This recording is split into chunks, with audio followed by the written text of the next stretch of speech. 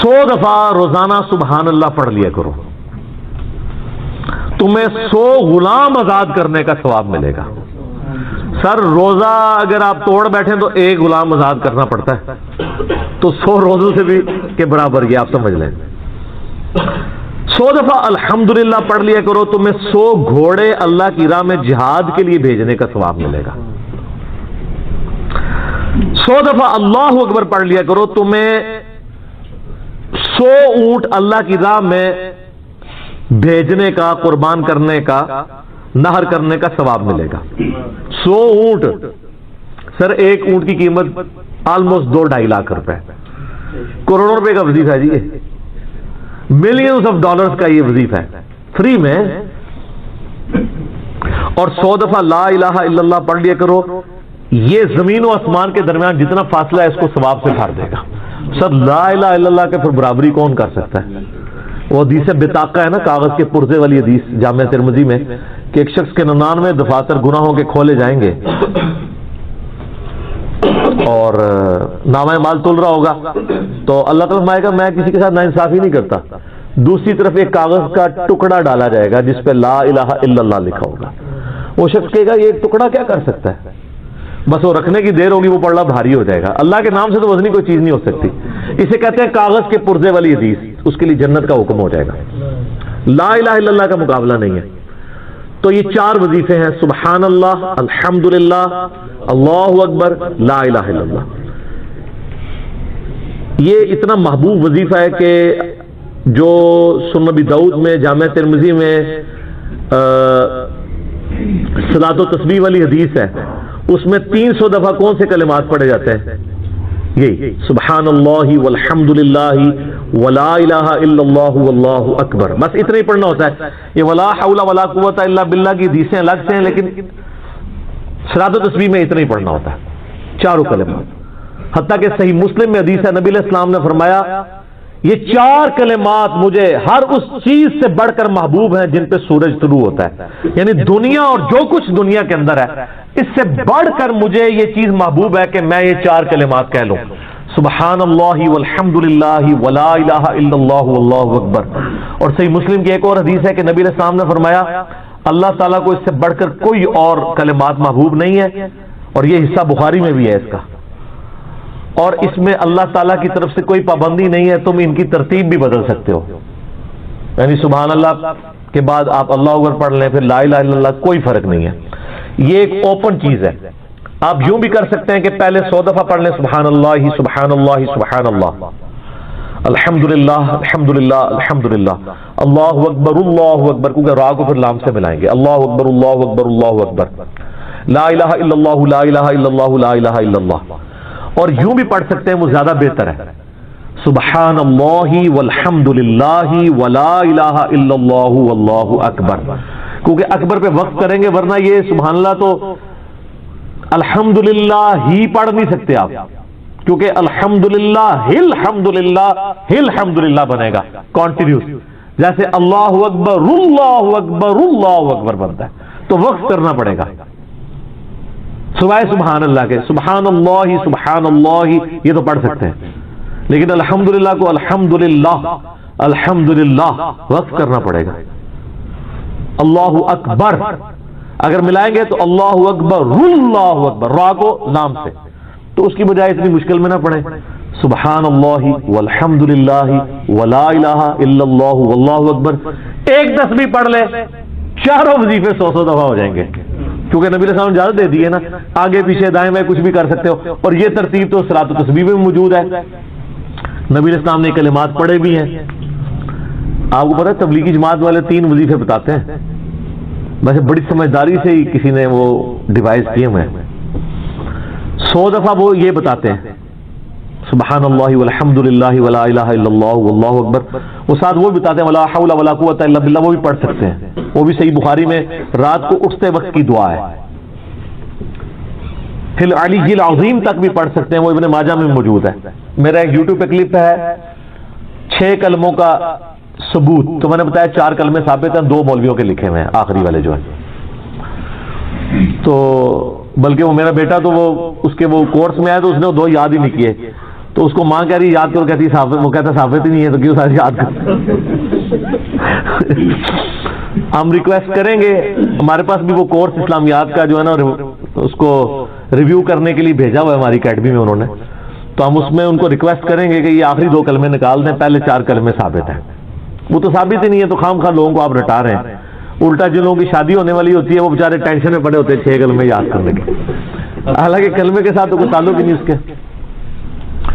تو یہ جو صلاۃ و تسبیح کے اندر بھی پڑھا جاتا ہے، لیکن اس میں لا حول ولا قوت الا باللہ نہیں ہو. تو اللہ سے بخاری مسلم میں حدیث ہے کہ جنت کے خزانوں میں سے ایک خزانہ ہے لا حول ولا قوت الا باللہ. تو آپ پڑھنا چاہتے ہیں ضرور پڑھیں. اس میں وظیفے کے طور پہ آپ پوری تسبیح اس کی پڑھ لیں بے شک. تو تبلیغ جماعت والے یہ بتاتے ہیں 100 دفعہ درود شریف بتاتے ہیں اور 100 دفعہ استغفار بتاتے ہیں. تو بہت انٹلیکچوئل چیز ہے. یہ وظیفہ اتنا کمال ہے کہ آپ کے ہر فرض نماز کے بعد یہ وظیفہ نبی علیہ السلام نے مشروع کیا ہے. مسلم شریف میں حدیث ہے ہر فرض نماز کے بعد یہ وظیفہ پڑھنے والا کبھی نامراد نہیں جاتا. 33 دفعہ سبحان اللہ، 33 دفعہ الحمدللہ اور 34 دفعہ اللہ اکبر.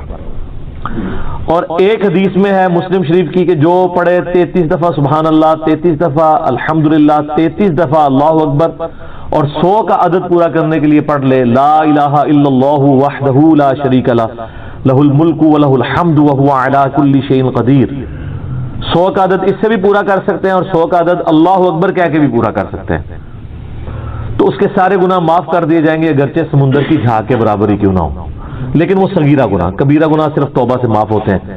وہ صحیح مسلم میں حدیث ہے کہ اگر بڑے گناہوں سے بچا جائے تو ایک جمعے سے دوسرا جمعہ، ایک رمضان سے دوسرا رمضان اور ایک نماز سے دوسری نماز درمیان کے گناہوں کا کفارہ بن جائے گی.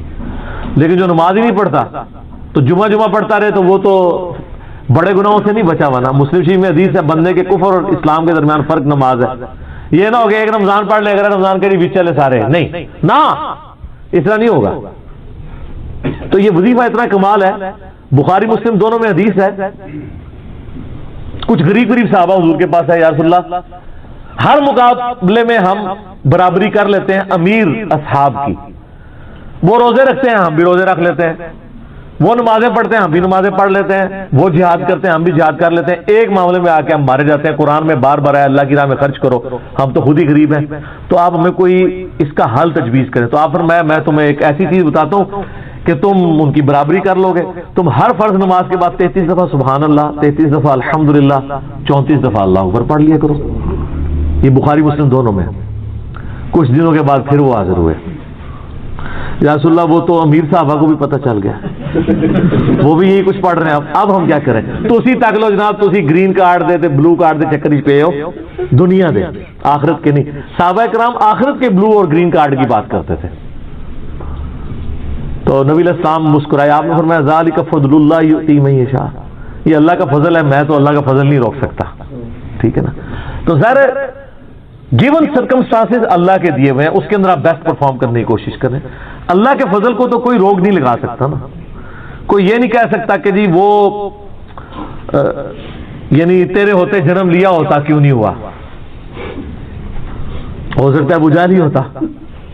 تو جس حال میں اللہ نے رکھا ہے اسی کو آپ بہتر سمجھیں. تو اس طرح کی کئی احادیث ہیں جو ان وظیفوں کو سپورٹ. اچھا مسلم شریف میں ایک حدیث میں یہ بھی ہے کہ 10 دفعہ سبحان اللہ، 10 دفعہ الحمدللہ اور 10 دفعہ اللہ اکبر. اگر کسی پاس ٹائم تھوڑا ہے نا تو فرض نماز کے بعد یہ بھی پڑھ سکتا ہے. 10 دفعہ بھی وظیفہ یہ والا کیا جا سکتا ہے.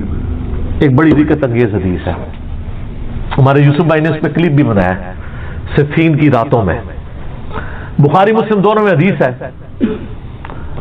مولا علی علیہ السلام خود روایت کر رہے ہیں. وہ کہتے ہیں کہ نبی علیہ السلام کو جب اللہ نے کشادگی دی، کچھ غلام آپ کو گفٹ ملے، تو میں نے فاطمہ سے کہا کہ تم پورا دن گھر کی صفائی کرتی ہو، چکی چلاتی ہو، اس کی وجہ سے ان کے ہاتھ پہ بھی نشان بن گئے تھے. اس طریقے سے سامان اٹھا کے لاتی تھی تو وہ رسی کے نشان یہاں پڑے ہوئے تھے. تو نبی علیہ السلام سے جا کے جو ہے وہ ایک غلام ڈیمانڈ کر لیتے ہیں جو ہمیں ذرا ہیلپ آؤٹ کر دے گا. جب سب کو مل رہا ہے تو ہمیں بھی مل جائے گا. تو سیدہ فاطمہ حاضر ہوئی. یہ حدیث بخاری میں بھی ہے، مسلم میں بھی ہے.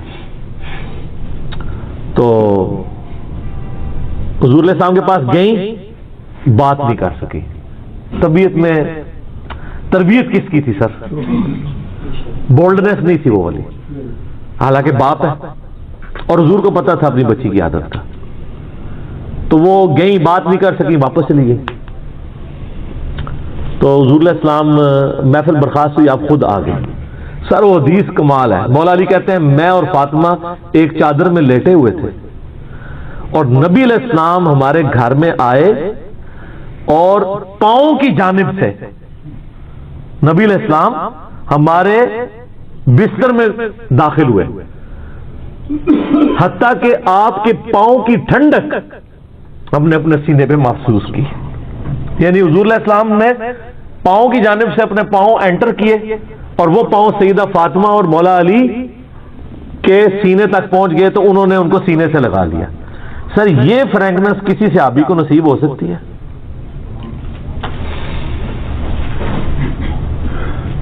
تو آپ نے فرمایا وہ فاطمہ تم آئی تھی، کوئی کام تھا؟ سیدہ فاطمہ سے پھر بھی بات نہیں نکلی. تو حضرت علی کہتے ہیں میں نے نا پھر کہا یا رسول اللہ وہ میں نہیں بھیجا تھا، پورا دن کام کرتی ہے. آپ کی بیویاں کہتی ہیں ہماری کوئی ذمہ داری نہیں ہے. یہ بھی تو بیوی تھی نا. بخاری مسلم میں حدیث ہے جنتی عورتوں کی سردار ہے فاطمہ سلام اللہ علیہا.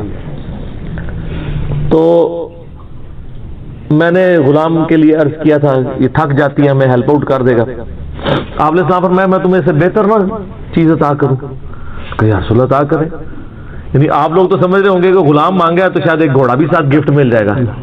ان کا جب رات کو بسترے پہ جانے لگو نا تو 33 دفعہ سبحان اللہ، 33 دفعہ الحمدللہ اور 34 دفعہ اللہ اکبر پڑھ لیا کرو. یہ تمہارے لیے اس غلام سے بھی بہتر ہے. یعنی سارے دن کی تھکاوٹ اتر جائے گی. سر یہ بہت بہترین وظیفہ ہے. تو اچھا یہ حدیث مولا علی پوری زندگی سنایا کرتے تھے کیونکہ حضرت فاطمہ اور مولا علی کی ایک محبت بڑی مثالی تھی. پھر لوگ بھی جو ہے نا وہ مولا علی سے پوچھا کرتے تھے وہ فاطمہ والی حدیث تسبیح فاطمہ، اسے تسبیح فاطمہ اس لیے کہا جاتا ہے. تو یہ حدیث جب بیان کی مولا علی نے تو آگے نے تابعی نے پوچھ لیا، بخاری مسلم دونوں میں کہ حضرت علی کہتے ہیں کہ وہ دن ہے آج کا دن ہے، میں نے کبھی یہ وظیفہ چھوڑا نہیں ہے. سر استقامت تو خود مل جاتی ہے جس کے بسترے میں جا کے نبی علیہ السلام وظیفہ سکھا رہے ہوں تو وہ پوری زندگی اس واقعے کو کبھی بھول سکتا ہے کہ مجھے خود آ کے میرے بسترے میں آ کے اور حتیٰ کہ آپ کے قدم مبارک میرے سینے سے لگے تھے، اس حال میں حضور نے مجھے یہ تحفہ دیا ہے، وہ تحفہ کوئی بھلا سکتا ہے؟ تو تابعی نے کہا کہ مولا علی سے کہا کہ کیا جنگ صفین کی راتوں میں بھی آپ یہ وظیفہ پڑھا کرتے تھے جب مسلمانوں پہ اتنا مشکل وقت تھا، آپ میدان جنگ میں تھے؟ آپ دیکھیں 30 سال کے بعد مولا علی کو تلوار دوبارہ اٹھانا پڑی اسلامی نظام کو بچانے کے لیے. تو مولا نے کہا صفین کی راتوں میں بھی میں نے کبھی یہ وظیفہ نہیں چھوڑا. ٹھیک ہے، تو اس پہ وہ کلپ بنایا تھا صفین کی راتوں میں. یہ اتنا کمال کا وظیفہ ہے. اللہ تعالیٰ ہمیں اس وظیفے پہ استقامت دے اور کچھ نہ کر سکیں یہ ضرور کیا کریں. بخاری مسلم میں حدیث ہے، عائشہ کہتی ہیں نبی علیہ السلام نے فرمایا کہ اللہ تعالیٰ کو سب سے بڑھ کر محبوب عمل وہ ہے جو مستقل مزاجی سے کیا جائے خواہ تھوڑا ہی کیوں نہ ہو، بنسبت اس عمل کے جو بہت زیادہ ہو لیکن مستقل مزاجی سے نہ ہو. ایک بندہ ایک دن 1000 دفعہ سبحان اللہ پڑھتا ہے، اگلے دن 10 دفعہ پڑھتا ہے، اس سے بہتر روزانہ ہی 10 دفعہ پڑھ لے. تو یہ وظیفہ 100 دفعہ پڑھنے کے لیے کوئی زیادہ ٹائم ریکوائرڈ نہیں ہوتا.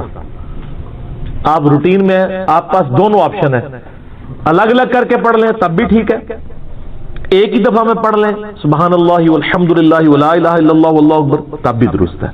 اور فرض نماز کے بعد تو اور کوئی وظیفہ، ایک آیت الکرسی والا وظیفہ اور یہ تسبیح فاطمہ والا وظیفہ اور تکبیر بلند کرنا، استغفار پڑھنا، اللہم انت السلام منک السلام، سارے اذکار اس میں لکھے ہوئے. چند ایک وظائف تو ضرور پڑھیں اور اس میں یہ والا وظیفہ کبھی نہ چھوڑیں، یہ بہت ایکسٹراآرڈنری وظیفہ ہے. الم نشرح لک صدر، اے نبی صلی اللہ علیہ وآلہ وسلم کیا ہم نے آپ کی خاطر آپ کا سینہ کشادہ نہیں کیا؟ ایک تو ایسا ظاہری معنی بھی درست ہے کہ آپ علیہ السلام کا شق و صدر والا واقعہ بھی 2 دفعہ ہوا ہے، ایک دفعہ بچپن میں اور ایک دفعہ معراج کے موقع پر. صحیح بخاری اور مسلم میں آتا ہے آپ علیہ السلام کا سینہ چاک کیا گیا، دل نکالا گیا اور دل میں سے خون کا ایک لوتھڑا حضرت جبرائیل نے ریموو کیا. ایک سونے کا تشت جنت سے لے کے آئے تھے جس میں زمزم.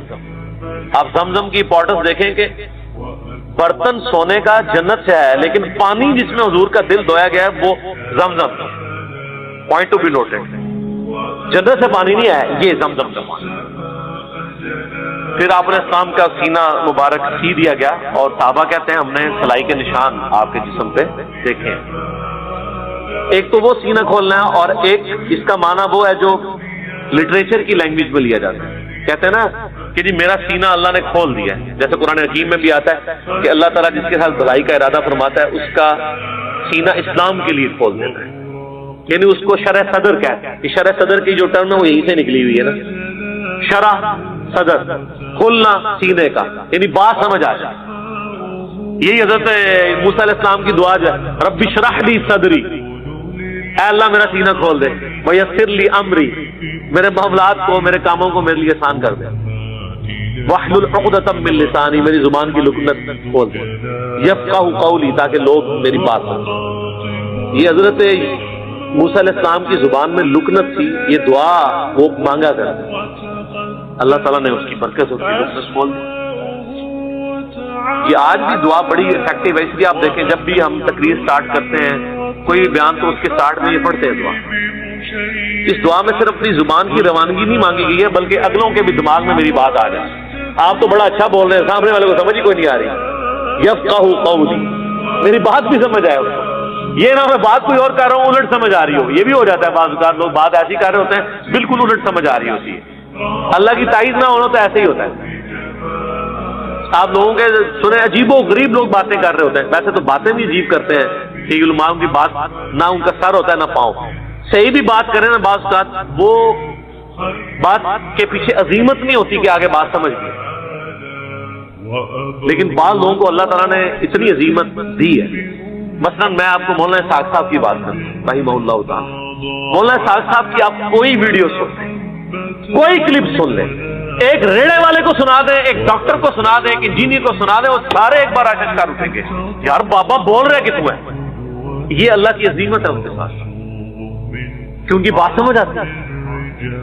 ایسے وہ جناب ایک ایک جملہ لگتا ہے، یہ تو بندہ یعنی دیکھ کے بھی پڑھے نا تو اس طرح کے الفاظ کا چناؤ نہیں ہوگا وہ جو فل بدی بولتے تھے، چاہے وہ پنجابی بول رہے ہو یا اردو بول رہے ہو۔ یہ اللہ کی عظیمت ہے، تو اس لیے یہ دعا مانگی جاتی ہے کہ اللہ میرا بھی سینہ کھول دے، میری زبان کی لکنت بھی کھول دے تاکہ میری بات لوگوں کو سمجھ آئے۔ اور یہ جن لوگوں کی زبان میں لکنت ہے نا، فزیکل لکنت موجود ہے، ان کے لیے بھی یہ دعا بڑی افیکٹو ہے، رب اشرح لی صدری ویسر لی امری واحلل عقدۃ من لسانی یفقہوا قولی۔ یہ سورہ طٰہٰ کی شروع کی آیات ہے، تو نبی علیہ السلام کے لیے بھی ہے کہ ہم نے آپ کا سینہ نہیں کھول دیا۔ وَوَضَعْنَا عَنْكَ وِزْرَكَ، اور ہم نے آپ سے بھاری بوجھ اتار دیا، الذی انقض ظہرک، وہ بوجھ جس نے آپ کی پیٹھ کو بوجھل کر رکھا۔ وہ بوجھ کون سا ہے؟ دعوت و تبلیغ کا۔ بڑی ٹینشن آپ نے لی کہ ظاہر ہے کہ میرے ذمے پہ بڑی ذمہ داری ہے میرے کندھوں پر، جو بخاری مسلم میں حدیث ہے، آپ علیہ السلام پہ پہلی وحی نازل ہوئی، سیدہ خدیجہ سلام اللہ علیہا کے پاس آئے اور کہا مجھے جو ہے وہ کمبل اڑا دو، اور کب کبھی تاری ہوگی کہ اتنی بڑی ذمہ داری ہے میرے اوپر۔ تو حضرت خدیجہ نے کیا کہا کہ اللہ تعالیٰ کبھی آپ کو بے یار و مددگار نہیں چھوڑے گا، آپ مہمان نوازی کرتے ہیں، غریبوں کے کام آتے ہیں، حاجت مندوں کی حاجت پوری کرتے ہیں، تو اللہ بھی آپ کی حاجت پوری کرے۔ اور وہ سارا کچھ آ گیا، دیکھ لیں اللہ نے فرمایا الم یجدک یتیما فآویٰ ووجدک ضالا فہدیٰ ووجدک عائلا فاغنیٰ، یہ سب کچھ اللہ نے پھر کیا۔ تو پھر اللہ تعالیٰ نے آپ کو مخلص ساتھی دیے جنہوں نے آپ کے ساتھ ہر مشکل وقت میں کھڑا ہوئے۔ سارا بوجھ اسی وقت ہلکا ہوتا ہے نا جب آپ کے ہاتھ بٹانے والے لوگ ہوتے ہیں۔ سب سے پہلے آپ کو گھر سے سپورٹ مل گئی، جناب ابی طالب کی، اور آپ کے دوسرے جو چچا تھے حمزہ ابن عبد المطلب تھی، چچا عباس تھی، اگرچہ یہ لوگ اس وقت مسلمان نہیں تھے، بعد میں مسلمان ہوئے، لیکن سپورٹ تھی۔ اور مولا علی کی سپورٹ، اس وقت تو خیر سیدنا علی چھوٹے تھے، لیکن بعد میں ظاہر ہے کہ وہ بھی ایک سپورٹ اس حوالے سے تھی۔ پھر آپ کے قریبی ساتھیوں میں حضرت ابوبکر صدیق رضی اللہ تعالیٰ عنہ، ان کی سپورٹ تھی۔ عبد الرحمن بن عوف، سعد بن ابی وقاص، یہ سب وہ لوگ تھے جو چھوٹی عمر میں نبی الاسلام کے ساتھ اٹیچ ہو گئے. بڑی عمر کے تو کم لوگ ہی تھے، چھوٹی عمر سے بعد میں کہہ رہا ہوں 20 سے 30 سال تک، بڑی عمر کے لوگ تو تھوڑے تھے. لیکن ظاہر ہے کہ اب اوائل اسلام میں نبی الاسلام کا ساتھ انہوں نے دیا ہے. عبد الرحمن بن عوف، سعد بن ابی وقاص، عبداللہ بن مسعود، عمار بن یاسر، یہ لوگ ایک میچور ایج کے لوگ. سیدنا علی تو بعد میں میدان عمل میں آیا نا اس حوالے سے کہ حضرت علی کی عمر تو 8 سال تھی جب آپ علیہ السلام نے اعلان نبوت کی. 8 سال کا بچہ کتنا ہوتا ہے؟ ہاں تا وقت سے کہ 14-15 سال، عرب میں 14-15 سال میں ایک جوان مرد بن جاتا ہے. لیکن وہ شروع کے 5-6 سال آپ کے پیچھے پشت پناہ کون لوگ؟ آپ کے چچا تھے، آپ کے قریبی رشتہ دار تھے، بنو ہاشم تھے، اور یہ وہ لوگ تھے جو نبی علیہ السلام کا ساتھ دیتے. تو آہستہ آہستہ اللہ تعالیٰ نے پھر بوجھ ہلکا کیا، حتیٰ کہ آپ دیکھ لیں حجۃ الوداع کے موقع پر آپ علیہ السلام کے سامنے ہزاروں لوگ موجود تھے، اور آپ نے ان کو پھر گواہ کیا کہ میں نے اللہ کا پیغام تم تک پہنچا دیا ہے. اب یہ تمہاری ذمہ داری ہے. بخاری مسلم میں آتا ہے جو یوم النحر کا خطبہ ہے اور یوم عرفہ کا خطبہ، کہ تم اس پیغام کو دوسروں تک پہنچاؤ. سب نے تصدیق کی کہ آپ نے پیغام پہنچایا. تو پھر نبی علیہ السلام نے 3 دفعہ یوں آسمان کی طرف انگلی اٹھا کے کہا اللہم اشہد، اللہم اشہد، اللہم اشہد، اے اللہ گواہ رہنا، گواہ رہنا، گواہ رہنا کہ میں نے اپنے کندھوں پہ جو بوجھ تھا وہ اپنی امت کو ٹرانسفر کیا. سر پھر امت نے بھی تو حق ادا کیا نا.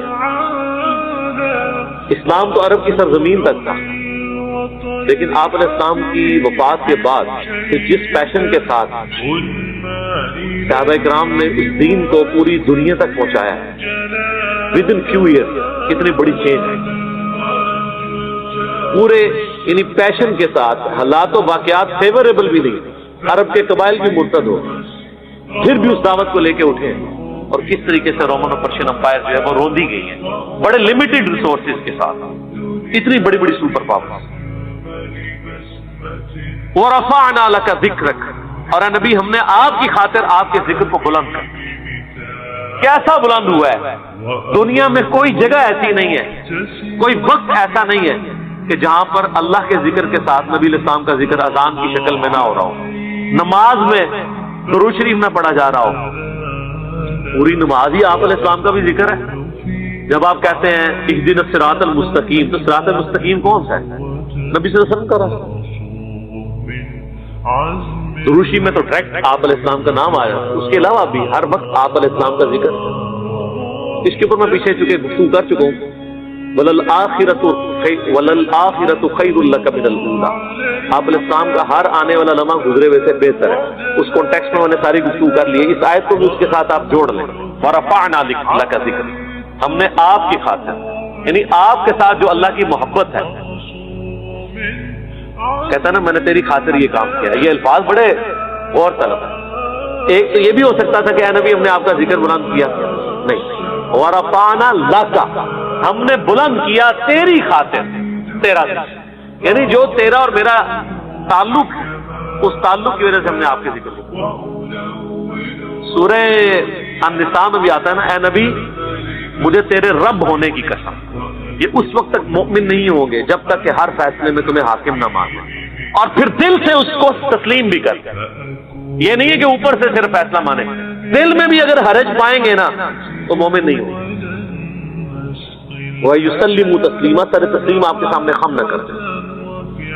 فَإِنَّ مَعَ الْعُسْرِ يُسْرًا إِنَّ مَعَ الْعُسْرِ يُسْرًا، پس ہر مشکل کے ساتھ آسانی ہے، بے شک ہر مشکل کے ساتھ آسانی ہے. ایک ہی آیت کو 2 دفعہ ریپیٹ کیا، یہ بڑی اہم ترین آیت. ہر مشکل کے ساتھ آسانی ہے. ایک معنی اس کا یہ ہے کہ مشکل آئے گی چلی جائے گی، پھر آسانی کا وقت بھی آ جائے گا. دیکھیں نا ایک وہ وقت تھا کہ آپ علیہ السلام رات کے اندھیرے میں مولا علی علیہ السلام کو اپنے بسترے پر لٹا کر امانتیں سپرد کر کے جا رہے ہیں حضرت ابوبکر کو ساتھ لے کر غار ثور میں، پھر اس سے آگے. اس وقت آپ علیہ السلام نے کیا کچھ آپ کے دل پہ خیال آ رہا ہوگا کہ میری قوم نے مجھے اس طریقے سے نکال دی. لیکن اللہ تعالیٰ نے اسی قوم کی طرف فاتح بنا کر آلموسٹ 8 سالوں کے بعد آپ کو مکے کے اندر انٹر کروایا. وَلَلْآخِرَةُ خَيْرٌ لَكَ مِنَ الْأُولَىٰ، آنے والا لمحہ گزرے ہوئے سے دن۔ یہ سورہ یوسف میں اللہ تعالیٰ نے اسی کی طرف ہی تو اشارہ کیا تھا کہ یوسف علیہ السلام کے بھائیوں نے بڑا برا سلوک کیا تھا، لیکن ایک وقت آیا کہ بھائی سارے سامنے تھے اور وہ یوسف علیہ السلام اتنی بڑی پوسٹ پہ تھے، بدلہ لے سکتے تھے، لیکن کہا لا تثریب علیکم اليوم، آج تم پہ کوئی گرفت نہیں۔ اور فتح مکہ کے موقع پر نبی علیہ السلام نے بھی سب کو معاف کر کے وہی آیت تلاوت کی جو حضرت یوسف علیہ السلام نے کی، لا تثریب علیکم اليوم، آج تم پہ کوئی گرفت نہیں، حتیٰ کہ ہند کو بھی معاف کر دیا، معافی قبول۔ یہ آپ علیہ السلام کی شخصیت ہے۔ جانی آپ کے جو دشمن تھے، یہ دنیا میں کبھی کسی نے یہ وقت نہیں دیکھا کہ ایک شخص اتنا بڑا فاتح بن کے واپس آیا ہو جس کے ساتھ اس کی قوم نے اتنا برا سلوک کیا ہو اور موقع ملے اور وہ سب کو معاف کرے۔ یہ ایک نبی کا ہی جگرا ہوتا ہے۔ تو اللہ نے فرمایا ہر مشکل کے بعد آسانی آ جائے گی۔ ان نبی علیہ السلام کو یہ دین کی تبلیغ میں مشکل وقت آ رہا ہے، لیکن اس کے بعد عنقریب آسانی، پھر آسانی دیکھیں نا، فتح مکہ کے بعد پھر آیات نازل نہیں ہوئی ہے، اذا جاء نصر اللہ والفتح ورأیت الناس يدخلون فی دین اللہ افواجا، ایسی فتح دی ہے کہ لوگ گروہ در گروہ آپ کے دین میں داخل ہو رہے ہیں۔ فسبح بحمد ربک واستغفر، اب آپ اپنے رب کی حمد بیان کیجئے، استغفار کیجئے، بے شک وہ بخشنے والا مہربان ہے۔ یعنی اب آپ یکسو ہو جائیں اللہ کی طرف، اب معاملات آسانی کی طرف جائیں۔ کہ مشکل جب آپ گزار رہے ہوتے ہیں نا، اس کے ساتھ آپ کے لیے آسانی بھی چل رہی ہوتی ہے۔ مشکلیں پڑی اتنی کہ آسان ہو گئی، اللہ تعالیٰ صبر دیتے ہیں۔ اس مشکل کے ساتھ اللہ تعالیٰ اس طرح آپ کا ایکسپیرینس کرواتا ہے کہ مشکل آپ جھیل رہے ہوتے ہیں لیکن آسانی بھی ساتھ فیل کر رہے ہیں۔ جس طرح کہ غزوہ بدر کے موقع پر ہوا، اللہ تعالیٰ نے مسلمانوں پہ اونگ طاری کر مشکل وقت، ریسورسز کم تھا، خطرہ تھا، خطرے میں کہاں نیند آتی، حتیٰ کہ بخاری مسلم میں آتا ہے صحابہ کرام کہتے ہیں ہماری ہاتھوں سے تلواریں بھی چھوٹ جاتی تھی، ایسی نیند کا غلبہ۔ نیند آ جائے تو یہ تو اللہ کی طرف سے ایک امن کی نشانی ہوتی ہے، تھکاوٹ اتر جاتی ہے۔ پھر غزوہ احد کے موقع پر کیسی آئی؟ قرآن میں اللہ تعالیٰ فرماتا ہے کہ ہم نے تمہیں غم پر غم دیا۔ نبی علیہ السلام کی وفات کی خبر مشہور ہوگی، افواہ، تو جو لوگ زخمی بھی تھے ان کو اپنی تکلیف بھول گئی حضور علیہ السلام کے غم کی وجہ سے۔ تو مشکلیں پڑی اتنی کہ آسان ہو۔ مشکل کے دوران بھی اگر آپ اللہ کی طرف توجہ رکھیں، ان اللہ مع الصابرین، اللہ صبر کرنے والوں کے ساتھ، اس کے اندر بھی آسانی چھپی ہوئی ہوتی ہے۔ اور مسلمان کی مشکل میں آسانی یہی ہے کہ آپ کا اللہ کے اوپر یقین ہو کہ یہ تکلیف اللہ کی طرف سے آئی ہے، اللہ ہی کی طرف لوٹ جائے گی۔ تو ہم یہی تو کہتے ہیں انا للہ و انا الیہ راجعون۔ صحیح مسلم میں حدیث ہے، ام سلمہ کہتی ہے کہ میں نے نبی علیہ السلام سے یہ حدیث سنی تھی کہ جو شخص مشکل اور پریشانی میں یہ دعا پڑھ لے، انا للہ و انا الیہ راجعون، بے شک ہم بھی اللہ کی طرف سے ہیں، ہم نے بھی اللہ کی طرف چلے جانا ہے، یہ تکلیف بھی اللہ کی طرف سے ہے، اللہ کی طرف چلے گی۔ اللہم اجرنی فی مصیبتی، اے اللہ مجھے اس مصیبت میں اجر دے، واخلف لی خیرا منہا، اور تو بہتر خلیفہ بن جا میرے لیے، اس کے لیے اس سے بہتر نعم البدل میرے لیے کر۔ تو کہتی ہے کہ میرا خاوند جب ابو سلمہ فوت ہوا تو میں نے یہ دعا پڑھ لی، اور پھر میں سوچتی تھی کہ ابو سلمہ جیسا تو کوئی صحابی نہیں ہے حضور کے اصحاب میں، تو مجھے اس سے بہتر خاوند کیسے ملے گا؟ تو جب میری عدت پوری ہوئی تو نبی صلی اللہ علیہ وسلم نے پیغام نگاہ بھجوا دیا، تو مجھے دعا کا اجر دنیا میں مل گیا۔ اور ام سلمہ حضور کی وہ بیوی ہیں جو سب سے آخر میں فوت ہوئی ہیں، واقعہ کربلا کے بھی 2 سال بعد فوت ہوئی ہیں، یہ اس وقت تک زندہ تھا ام سلمہ سلام اللہ علیہا ورضی اللہ تعالی عنہا علیہ السلام۔ تو یہ دعا آپ یاد رکھیں میرے